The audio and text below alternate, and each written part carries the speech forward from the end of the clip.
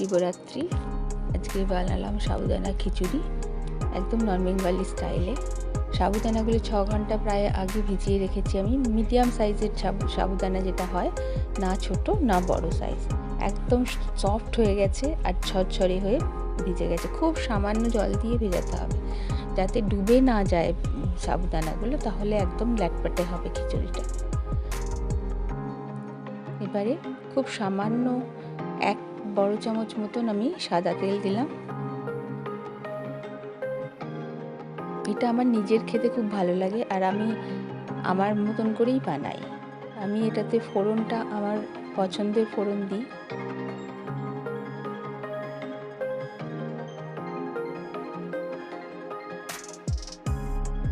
কিন্তু আমি এটাতে একটুখানি মৌরি ধুয়ে নিয়েছিলাম, দিয়ে তেলের মধ্যে দিয়ে দিলাম। ভীষণ সুন্দর গন্ধ বেরোয় মৌরি, আর একটুখানি কাঁচা লঙ্কা কুচি এর মধ্যে দেব ফোড়ন। কাঁচা লঙ্কা কুচিয়ে রেখেছিলাম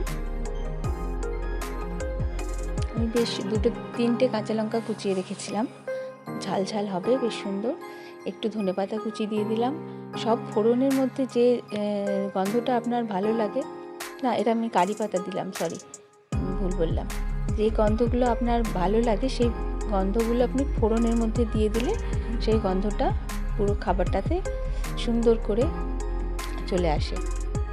এটাকে একটুখানি নাড়াচাড়া করে নিয়ে ভালো করে বেশ ভাজা ভাজা হওয়া মতন কারি পাতাটা খানিকটা আর কাঁচা লঙ্কাটা নাড়াচাড়া করে নিয়ে এবার আমি কুচিয়ে রাখা ছোট্ট ছোট্ট করে কুচিয়ে রেখেছিলাম আলু, একটা মিডিয়াম সাইজের আলু আমি পুরোটাই দিলাম, কারণ আলুটা বেশি মুখে পড়লেও খারাপ লাগে না। এবার এটাকে হাই ফ্লেমে নুন না দিয়ে এটাকে নাড়াচাড়া করে নেব। একটু ভাজা ভাজা হয়ে গেলে তারপরে আমি নুনটা দেব।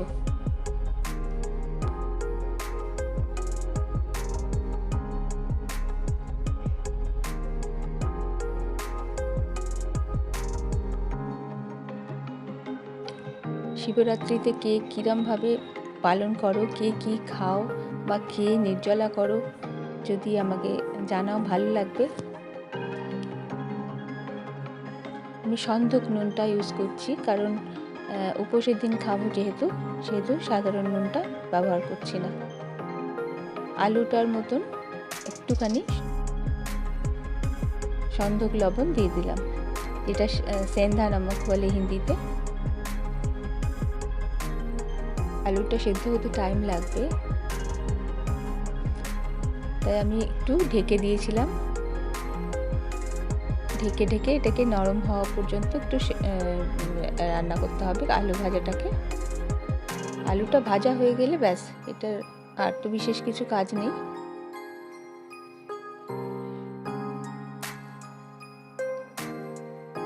উপোসের দিনে এটা খেতে খুব ভালোও লাগে।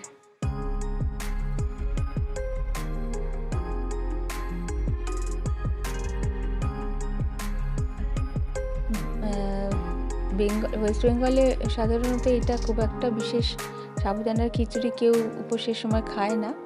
সাবুদানাটা ভিজিয়ে সেটাকে মিষ্টি, যেমন নারকেল কোড়া দিয়ে কলা দিয়ে মেখে সেই সাবু মাখা খায় বেশিরভাগ। আমি এটা যেহেতু ছত্তিশগড়ে ছিলাম সেহেতু ওরা এই ধরনের বানিয়ে খায়, ওখান থেকে আমি শিখেছি। এবার আমি দিলাম ধনেপাতা কুচিটা, এটাও ভালো করে নাড়াচাড়া করে নেব আলুটার সাথে।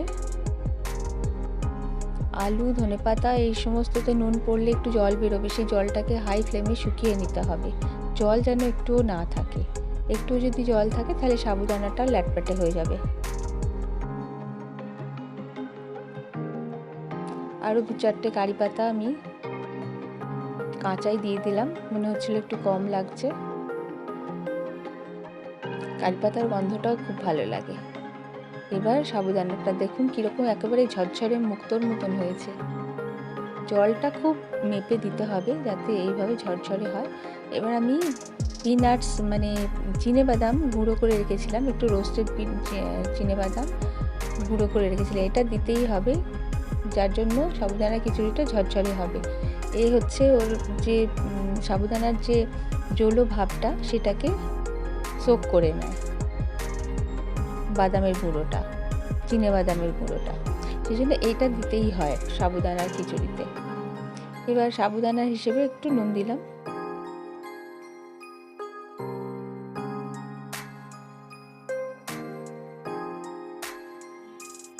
এবার দিলাম একটু গোলমরিচের গুঁড়ো।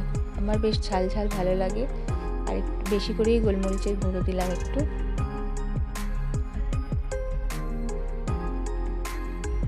এবার হাই ফ্লেমে এটাকে নাড়াচাড়া করতে হবে যতক্ষণ না সাবুদানাগুলো একটু ট্রান্সপারেন্ট হয়ে যাচ্ছে দেখতে।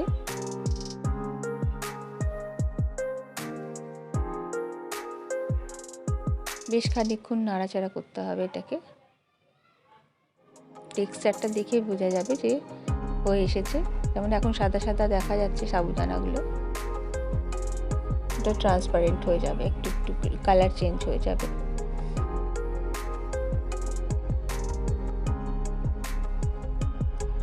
অনেকে এতে শুকনো লঙ্কার গুঁড়ো দেন বা চিলি ফ্লেক্স দেন, যার যেরকম পছন্দ সে সেই হিসেবে দিতে পারেন।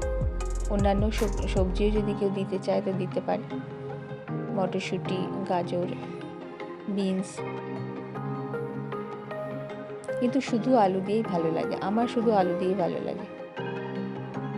এটা ননস্টিকে কড়াই ভালো, কারণ এমনি কড়াই হলে একটু লেগে যাওয়ার সম্ভাবনা থাকে, যতই আপনার সাবুদানা ঝরঝরে হোক।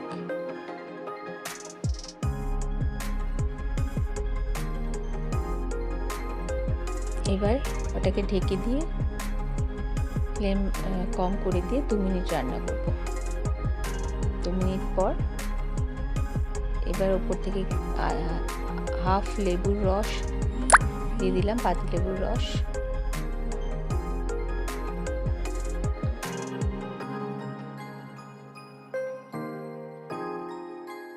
এতে একটু চটপটা হবে স্বাদটা, আর এর যে ছাড়া ছাড়া ভাবটা সেটাও বজায় থাকবে, এটা গায়ে লেগে যাবে না সব সাবুদানাগুলো।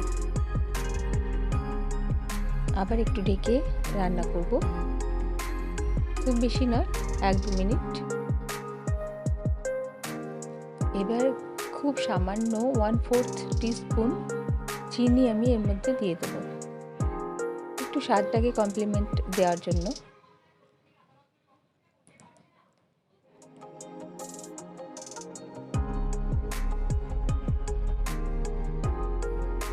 খুব সামান্য, বেশি না। এটাকে নাড়াচাড়া করে মিশিয়ে দেব।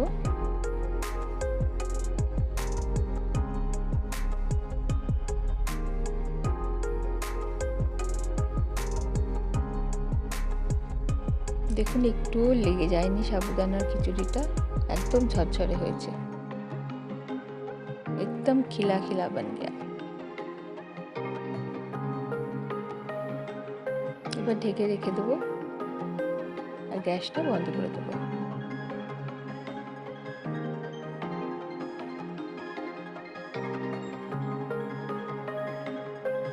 এবার টেস্ট করুন, একদম সুন্দর ঝরঝরে সাবুদানার খিচুড়ি, ভীষণ টেস্টি, একদম চটপটা, ঝাল ঝাল।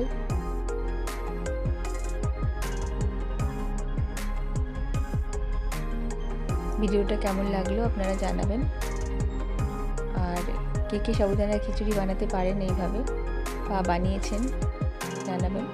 একদম ঝরঝরে হয়েছে, দেখুন আমি দেখানোর চেষ্টা করছি, একটুও লেগে যায়নি। ধন্যবাদ ভিডিওটা দেখার জন্য। সবাই ভালো থাকবেন, সুস্থ থাকবেন। ওম নমঃ শিবায়।